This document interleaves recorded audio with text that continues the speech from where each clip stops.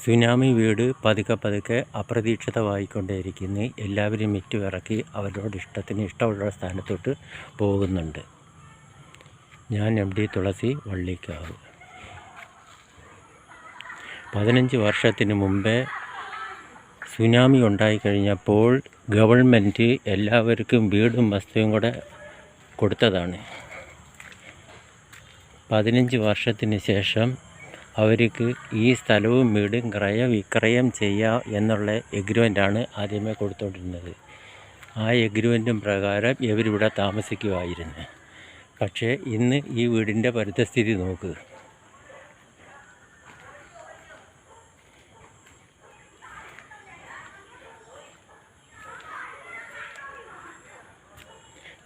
ആരും മെയിൻ്റനൻസ് ചെയ്യുകയോ ഇതിന് പെയിൻ്റ് അടിക്കുകയോ ചെയ്യാറില്ല. ഇതിൽ താമസിക്കുന്ന ആൾക്കാർ മുക്കുവരാണ്. അതായത് കായലിൻ്റെ പടിഞ്ഞാറും കടലിൻ്റെ കിഴക്ക് വശത്തും താമസിച്ചിരുന്നവരായിരുന്നു ഇവർക്ക് സുനാമി വന്നതിനോടുകൂടി സകല സ്വത്തുവകകളും നശിച്ചു പോയതിൻ്റെ ഫലമായിട്ട് ഇവർക്ക് ഗവൺമെൻറ് ഉണ്ടാക്കിക്കൊടുത്ത വീടുകളാണ് ഈ കാണുന്നതെല്ലാം. 15 വർഷമായതിന് ശേഷം ഇത് ക്രയവിക്രയം ചെയ്യാമെന്നുള്ള എഗ്രിമെൻ്റ് ഗവൺമെൻറ് വെച്ചിരിക്കുന്നതിൻ്റെ ഫലമായിട്ട് ഇവർ ഈ വീടുകളെല്ലാം ഒരു ഗസ്റ്റ് ഓഫീസ് എന്നുള്ള രീതിയിലായി വന്നും പോയി ഇവർ ഇവിടെ താമസിക്കുന്നത്. മറ്റുള്ള സമയങ്ങളിലെല്ലാം ഇവർ അവരുടെ പഴയ സ്ഥലത്ത് പോയി അവിടെ താമസിക്കുകയാണ്. ഇപ്പോൾ 15 വർഷം കഴിഞ്ഞ് 20 വർഷമായപ്പോൾ എല്ലാവരും മെറ്റുവിറക്കിക്കൊണ്ട് പോവുകയാണ്. 7 ലക്ഷം രൂപ തൊട്ട് 8 ലക്ഷം രൂപ, 9 ലക്ഷം രൂപ, 10 ലക്ഷം രൂപ ഇങ്ങനെ ഓരോ സ്പോട്ടിനും വീടിനും മിറ്റുകൊണ്ട് പോയിക്കൊണ്ടിരിക്കുകയാണ്.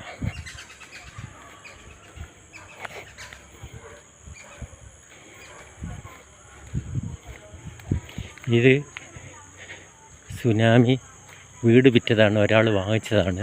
അവിടെ എല്ലാം ഇടിച്ച് പറിച്ചെല്ലാം മാറ്റി വെച്ചിട്ട് അവിടെ ഇങ്ങനെ സ്വന്തം പുരയിടത്തിലോട്ട് ചേർത്തിരിക്കുകയാണ്. അതുപോലെ പല ആൾക്കാരും ഈ വീട് വിറ്റുകൊണ്ട് പോകുന്നു.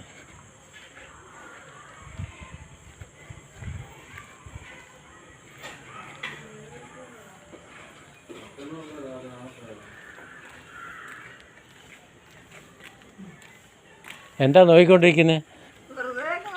വെറുതെ നിൽക്കുക. എല്ലാവരും വീടൊക്കെ വിറ്റ് പറക്കിക്കൊണ്ട് പോകുന്നല്ലോ, എന്താ കാര്യം? അവിടെ അപ്പുറത്ത് 2-3 വീടൊക്കെ എല്ലാം വിറ്റ് പറക്കിക്കൊണ്ട് അവരവരുടെ പാട്ടിന് പോയി.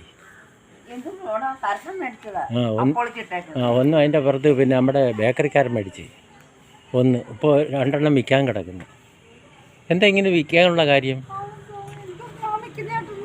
ഒന്നും അറിഞ്ഞില്ല. പക്ഷേ അറിയാതാ വിൽക്കുന്നത്. 15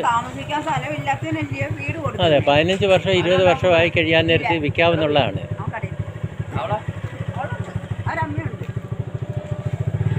കേട്ടോ, 15 വർഷം 20 വർഷം കഴിയാൻ നേരത്ത് ഇത് ക്രയവിക്രയം ചെയ്യാന്നുള്ള എഗ്രിമെൻ്റ് ഉണ്ട്.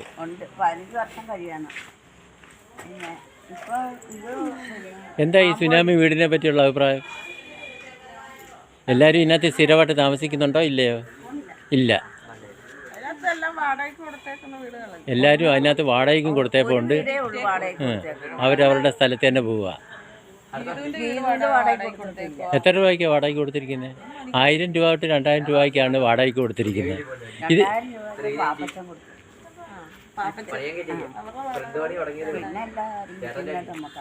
ഇതിൻ്റെ പിന്നെ മെയിൻ്റനൻസ് ചെയ്യാത്ത എന്താ ആൾക്കാർ ചെയ്യത്തില്ല. ഇതിനകത്ത് താമസിക്കുന്നവർക്ക് എന്തെങ്കിലും പ്രത്യേകമായിട്ടുള്ള ആനുകൂല്യങ്ങളും എല്ലാം കിട്ടുന്നുണ്ട്? എല്ലാം കിട്ടിക്കൊണ്ട് എന്നിട്ടും ഇത് മെയിൻ്റനൻസ് ചെയ്യത്തില്ല, പെയിൻറ് ചെയ്യത്തില്ല, ഒന്നും ചെയ്യാത്ത എന്താ?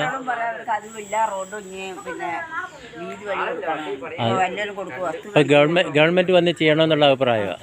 എന്നാൽ ശരി, 3 വീട് വാടകയാണ്.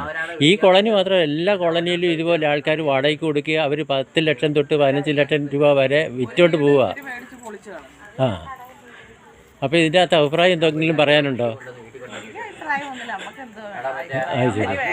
അപ്പം മറ്റൊരു കാര്യം പറയാനുള്ള, ഇനി ഏതെങ്കിലും ഒരു സമയത്ത് സുനാമിയോ മറ്റുള്ള പ്രകൃതി ദുരന്തമോ ഉണ്ടാകുന്ന സമയത്ത് ഈ ആൾക്കാർക്ക് ഗവൺമെൻറ്റിൻ്റെ അടുക്ക ചെന്ന് വെച്ച് ഒരു ആനുകൂല്യം വേണമെന്ന് പറയാൻ സാധിക്കത്തില്ല. അതല്ലേ? എന്താണെന്നറിയാമോ, നമ്മൾ ഇന്ന് വയനാട്ടിൽ നടക്കുന്ന സംഭവം കോടിക്കണക്കിന് നോട്ട് വന്നു മറിഞ്ഞു. എന്നിട്ട് സ്ത്രീശക്തിക്കാര് തൊഴിലുറപ്പിനകത്ത് 200 രൂപ. നമ്മൾ 80 ജോലിക്കാരാവുമ്പോ 100 രൂപ ബത്തർ.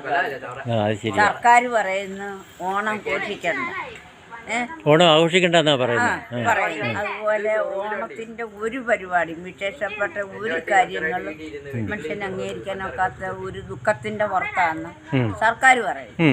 എന്നിട്ട് ജനങ്ങൾക്ക് ഇത് സർക്കാർ പറയുന്നല്ലോ അംഗീകരിക്കും. സ്വയം ഓരോരുത്തരങ്ങ് അംഗീകരിക്കുമല്ലേ. 400 രൂപ വെച്ച് ഓണപ്പിരിവിന് വേണമെന്ന് പറഞ്ഞ് നമ്മൾ 400 രൂപ കൊടുത്തേ പറ്റത്തുള്ളൂ. ശരി, അല്ലെങ്കിൽ എന്തെങ്കിലും ശിക്ഷാ നടപടികളാണ് അങ്ങനെ ഇങ്ങനെ മാടയെ കോടയെന്നും പറഞ്ഞിരിക്കുക. അപ്പം നമ്മൾ എന്തെങ്കിലും ചെയ്യുമ്പോൾ അതിൻ്റെ രീതി ഇപ്പോൾ സർക്കാർ എല്ലായിടവും വന്ന് ഈ 100 രൂപ സ്ത്രീശക്തിക്കാർ പെണ്ണുങ്ങളുടെ കയ്യിൽ നിന്ന് പിരിവുണ്ട്. അതിൽ 10 പെണ്ണുങ്ങൾ കാണും, 20 പെണ്ണുങ്ങൾ കാണും. ഈ 20 പെണ്ണുങ്ങളുടേത് ഈ 10 പെണ്ണുങ്ങളുടെയും കൊണ്ടേന്നു ഇത് സർക്കാരിന് കിട്ടുന്നോ വയനാട്ടിൽ കിട്ടുന്നോ നമുക്ക് വല്ല ഉറപ്പുണ്ടോ? ഈ കാശ് മേടിക്കുന്നവർ ഈ കാശ് കൊണ്ട് അവിടെ കൊടുക്കുന്നുണ്ടോ അത് നമുക്കറിയാനൊക്കത്തില്ല. ആ സമയത്ത് ഒരു തള്ളയും മക്കളും കൂടെ ആലോചിച്ച് കൂട്ടായിട്ട് അവരാലോചിച്ചൊരു 10,000 രൂപ ഉണ്ടായിരുന്നു. ആ തള്ള പറഞ്ഞു മക്കളെ നമുക്ക് നേരിട്ട് കൊണ്ട് കൊടുക്കാവുന്നു. തള്ളയും മോനും കൂടെ പോയി നേരിട്ട് കൊണ്ട് കൊടുത്തു. ആ സമയത്ത് നമ്മുടെ ഇവിടെ പിരിച്ച് എടുക്കുന്നതല്ല